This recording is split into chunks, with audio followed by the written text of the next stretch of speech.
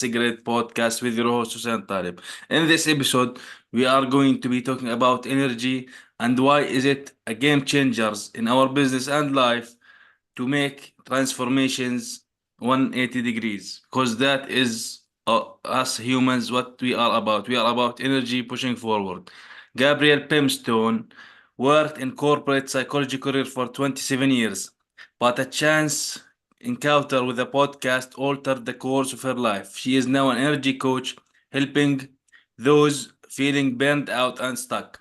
She teaches powerful energy techniques for self-healing and navigating major life transition so you can live with renewed purpose and passion. Gabriel, welcome to this episode with me on the Success Secret podcast. Thank you, Hussein. It's lovely to be here and hi to all your listeners. Awesome, because this is an interesting topic. We are going to be talking about energy.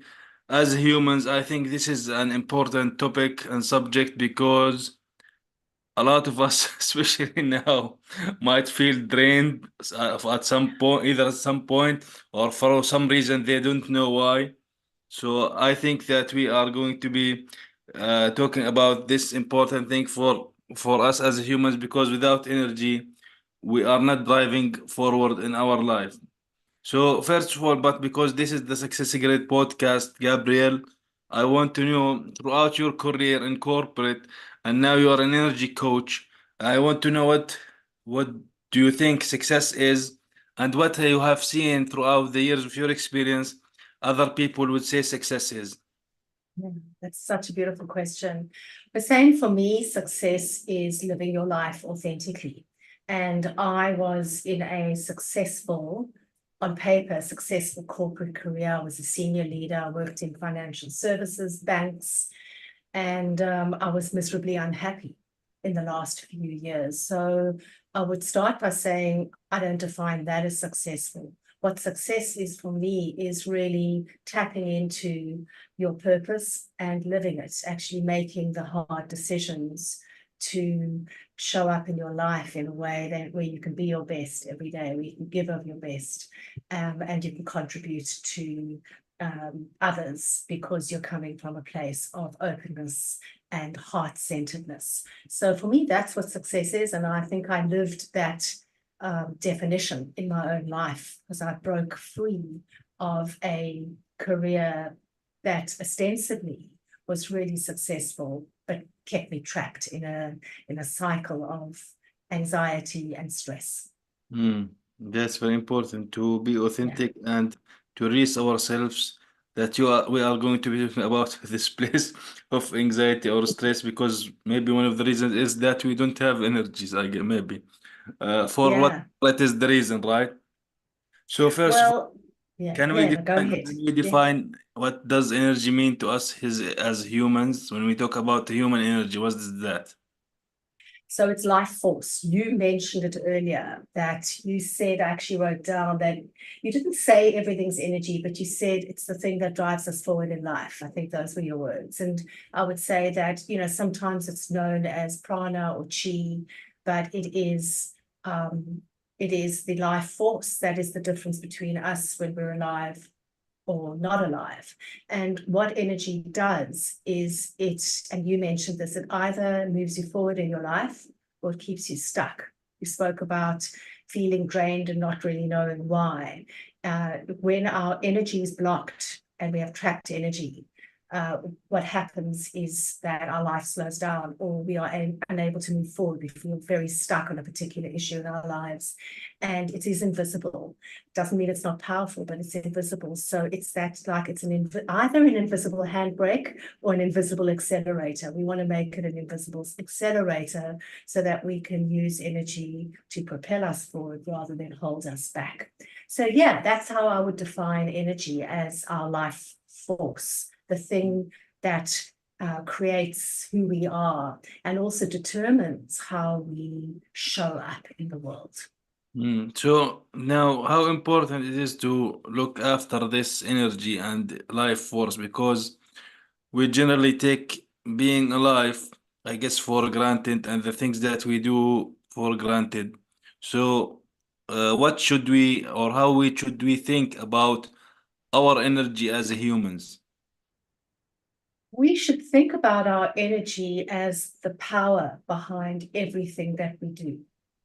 So we should think about it as almost like an invisible fuel that drives us, that influences how we feel, how we think, and ultimately how we navigate our life. It can either rev things up or it could put the brakes on, keeping us stuck in slow motion. And maybe as a more of a kind of an easy way to think about it is, think about a morning, you wake up, you're fueled by positivity, you're motivated, your thoughts are clear, your interactions with people feel uplifting, challenges that come your way feel manageable.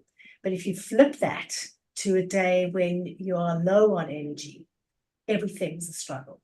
And even the smallest setbacks can feel really, really overwhelming. Mm.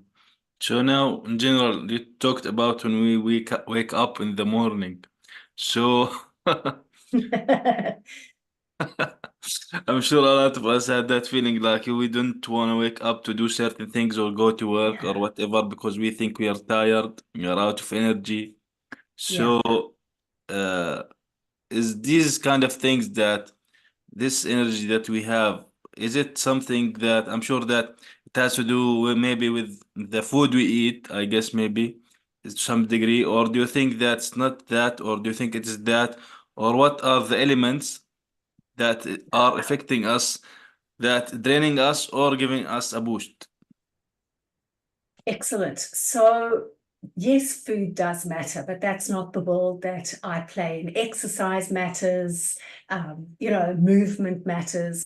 But the way that I see it, Hussein, is that our energy and how we feel, whether we feel stuck, drained, all of that, is based on whether or not we have got energy blocks in us. And a lot of people think about energy as am I feeling energized or not? The way that I work with energy is less about that, although that is important, but it's more about am I stuck in my life? Am I wanting to move forward, but unable to move forward?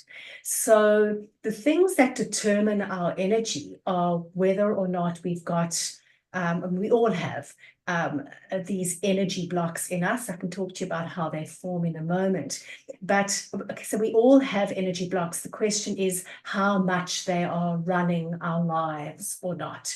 And so what happens is when we are children, I'll keep it, to this lifetime, but when we are children, we always experience traumas, things that are upsetting, that leave an imprint on us. But because we are young, we don't have the mental capacity to work through what's happened to us. What happens is each of those events, those experiences, hold a particular energetic frequency. And when we don't work through those events, the energy becomes trapped in us.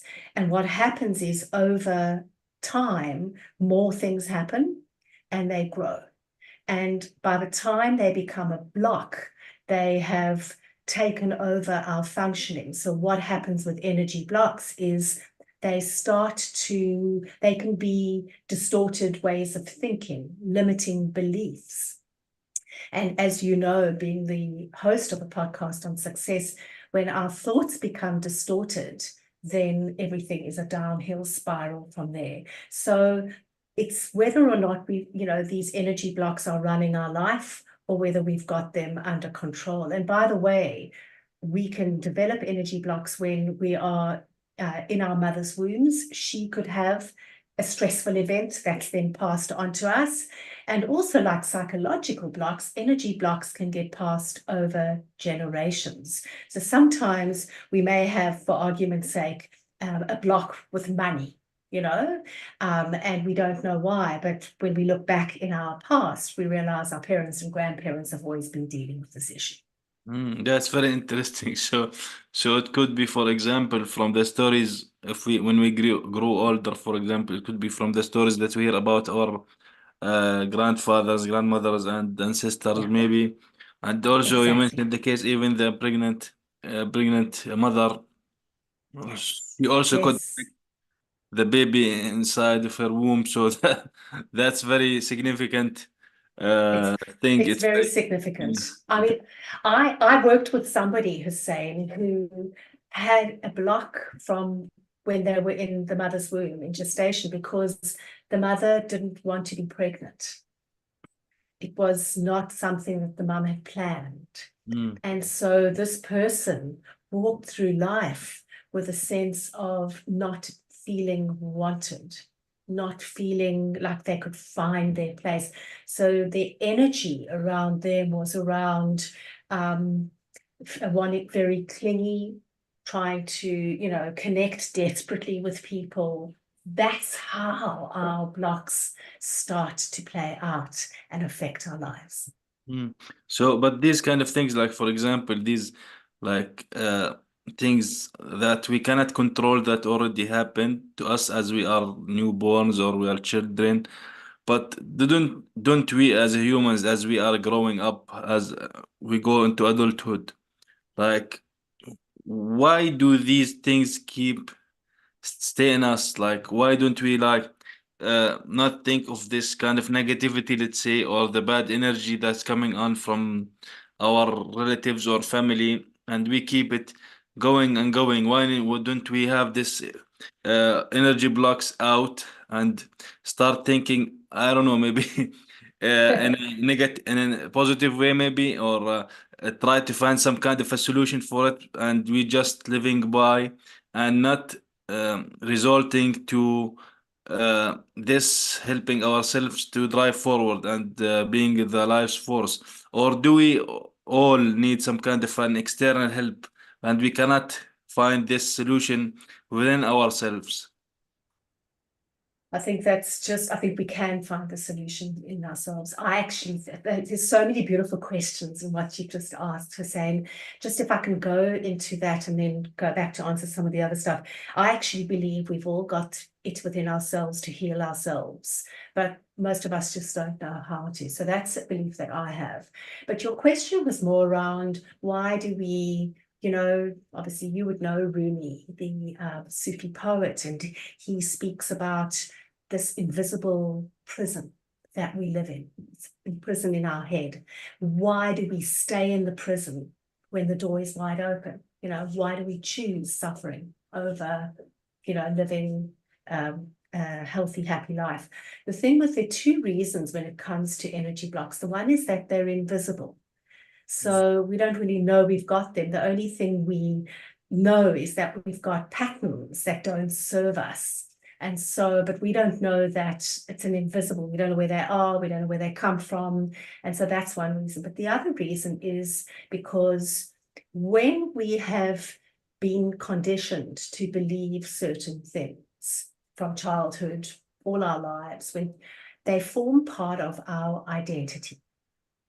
And this becomes who we are, even if the beliefs don't serve us, even if the patterns are destroying our lives.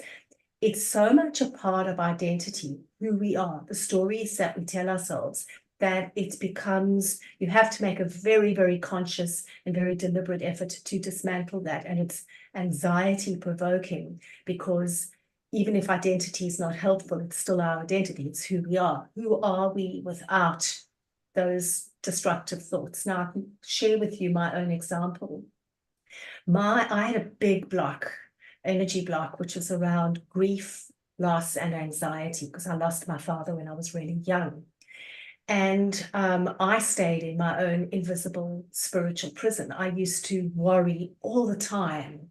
Before things happen, I would think the worst. I lived in constant anxiety, waiting. There's the saying, and I'm not sure if you know it, waiting for the other shoe to fall, waiting for bad things to happen my whole life. That was my pattern. Now, you would ask, why don't you just let go of that? It was so embedded in me, and there was what we call in psychology a payoff. So for me, waiting for bad things to happen made me feel like I was more in control. And if I stopped worrying, I would become complacent. And if I became complacent, the rug would get pulled from under my feet. I'd get punished, and then worse things would happen. So, and these are childlike, very primitive thoughts and beliefs, but they were with me for many decades in my life. So that's the payoff. For other people, the payoff might be, I'll lose my authenticity and cling to people because I feel like I belong. Makes me feel like I'm wanted or needed. So that's why we hold on to these things that don't serve us. So, like what you talked about here, that waiting for the bad things to happen, I think we all share that type of thing. Like my Yeah. car, the tire is going to blow up. My whatever is going to break. So we have in every like type or level of things that we do every day, these type of thoughts come into our head like daily. I'm sure of that, Yes. which is not very good. Yes. It is actually one of the things that actually drains you in a way. It does. It Yeah. really does. Yeah. I think you're right. I think it's more common than we talk about. But for me, it's like, I think we all do think like that. That's part of human nature, but it becomes a very dysfunctional thing if that's how you live your life. So for me, I always differentiate between feeling something, which is okay. You can feel anxious, you can feel worried, you can feel concerned, you can even feel angry.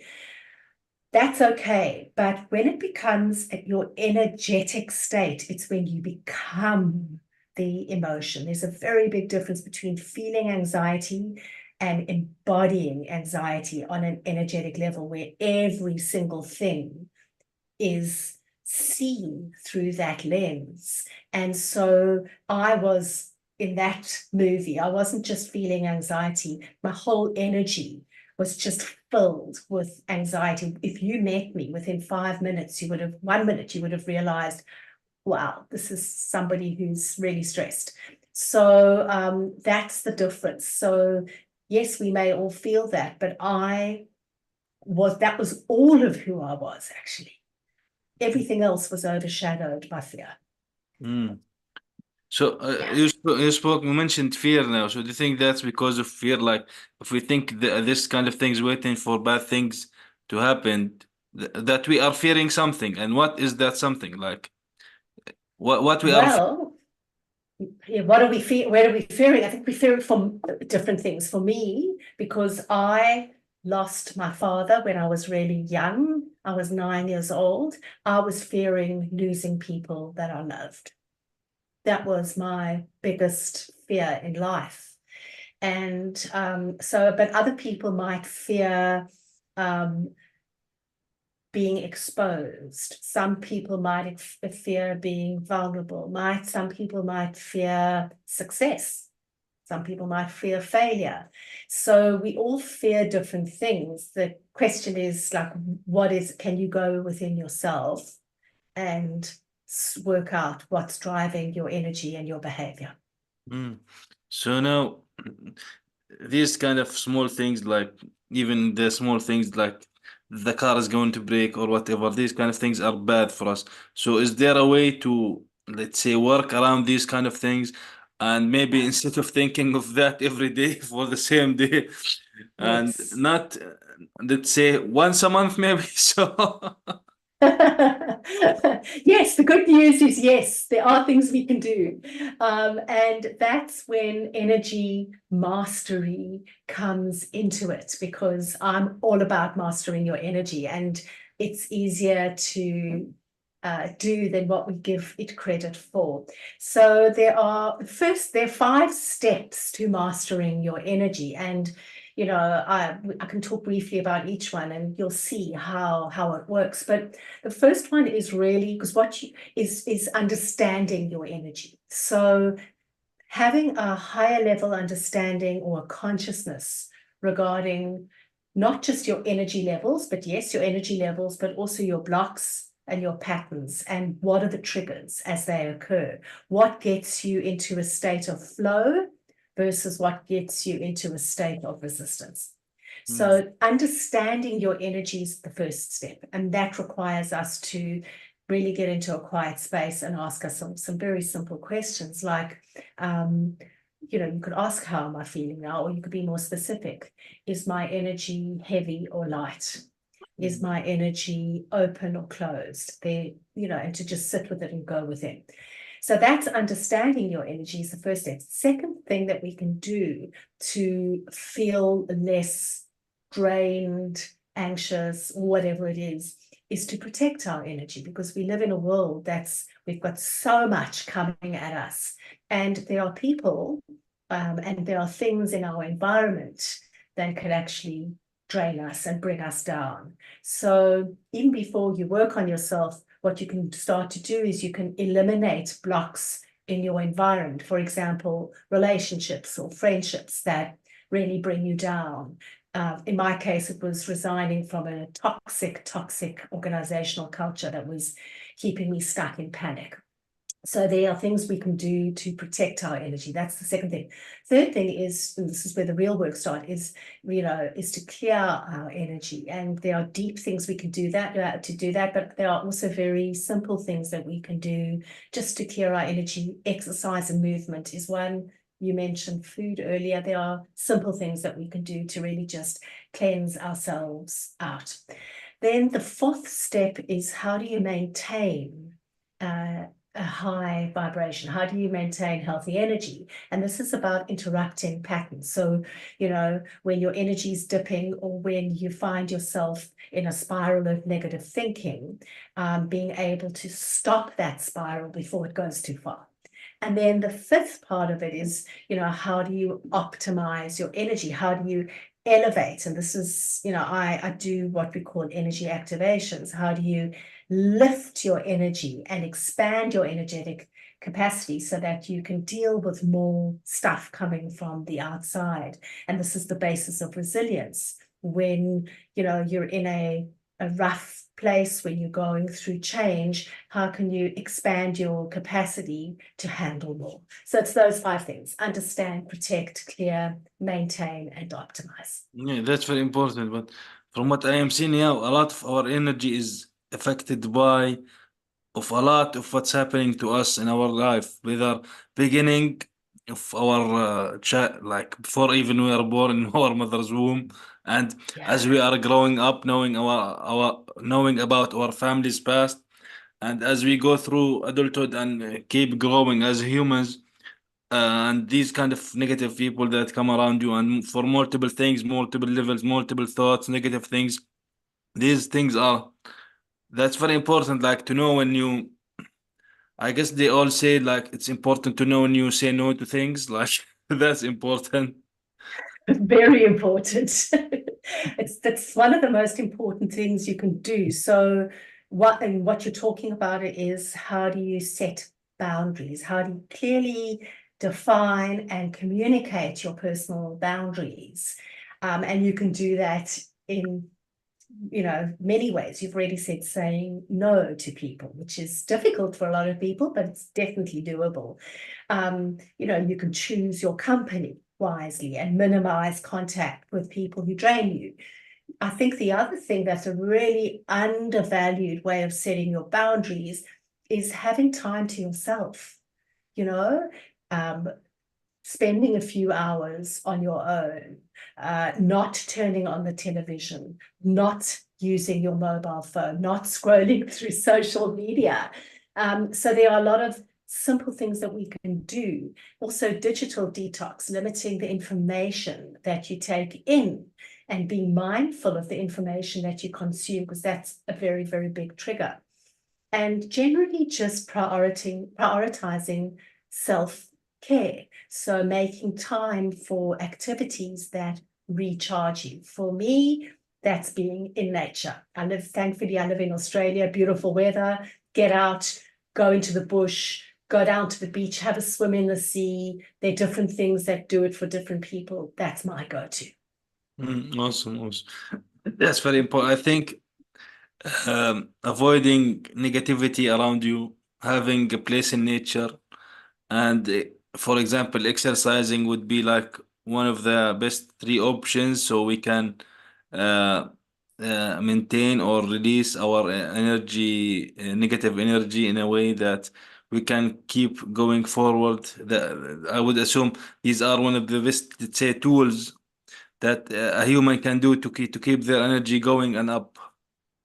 Yes, Mm. physical movement is so important because what it does, Hussein, is it actually, when you're moving energy, I mean, because it takes energy to move, right? So what you're doing is you're circulating energy through your body, and where it might be trapped or where there might be too much energy in a particular area, you're actually balancing it out. I think it is so important to balance out energy. It's important for, depression, mild depression. It's been studies have been shown, to prove that exercise and physical movement is actually really, really important for mild depression, anxiety, all of those things. I think it is, like, I've been moving ever since I was a young kid. I've been exercising. I'm the kind of person, instead of taking the elevator up, I'll walk up stairs. I do a lot of cardio. I go to gym. I do weights. I do yoga 2 times a week. There's so much that we can do, and it's more than just a physical benefit. There are psychological and energetic benefits as well. Mm. So, in your opinion, do you think that us as humans, the energy that we have is related to also not on this earth ground level, let's say, is it related to more powerful spiritual thing or being, in your opinion? Yes, it is. It's a deeply spiritual construct, and I think, I don't know how spiritual your guests are, but I would say that I have worked with blocks that have come from ancestors and that are karmic in nature as well. So if you're wanting to really release the root of what's holding you back at an energetic level, you have to really broaden your perspective about where these blocks form, and I guess where you could have picked things up. And so there are I don't work like this with all my clients because I always meet my clients where they're at, but there's some clients where it's important to release karmic ties, karmic blocks. That's not for everybody. Not everyone believes in that. Fair enough, but some people do. We go there. Some people, some certain subcultures. I originally come from Africa, actually, from South Africa, Mm. and the ancestors are really big in the culture there. So working with South Africans, they want to know what they're carrying on behalf of their ancestors. So, there are different ways of looking at this. You can keep it as psychological or as spiritual as you want. Definitely. So, Gabriel, is there something that you can add here as a takeaway or a final tip or point to the audience? The same for me. The most important thing for people to take away is that actually energy runs the show. If you're feeling stuck in your life, if you've been deep, you can't get out of an unhealthy cycle, the chances are you're working with something at an energetic level. So the invitation is to really expand your mindset and lean into this discipline. It's wonderful. Hmm. That's very important. As we humans are here in this earth, we are energetic. We can live our lives with that. We need to keep that on the positive side of things. We need to stay away from the negative things. We need to maintain that energy. We need to do exercise, eat well in general. A lot of things that are affecting our energy so we can like thrive in our businesses and in our lives. So that's very important because without that, we cannot do anything in general. We cannot help ourselves. We cannot help people and the community around us. So, Gabriel, where can people learn more about you and get in touch with you? Well, people can get in touch with me on Instagram, probably Gabrielle.Pimstone. I'm sure you'll have that in the show notes. I'm very responsive. I actually in DM contact a lot with people, or they can get onto my website because there are different ways of contacting me there. One of which is to set up a complimentary vision call where we meet, we talk about where you are in your life, where you want to be, and what's holding you back. So, yeah, there are different ways to contact me. Awesome, awesome. And thank you, Gabriel, for being with me on this episode. We talked about the energy blocks, which are very important, and then how to master energy, which is like we have to have our focus on this because it is a very important thing of us being humans here alive today. Thank you very much, Gabriel, for being with me on this episode of the Success Grid podcast. And thank you for being such a great host. Appreciate it.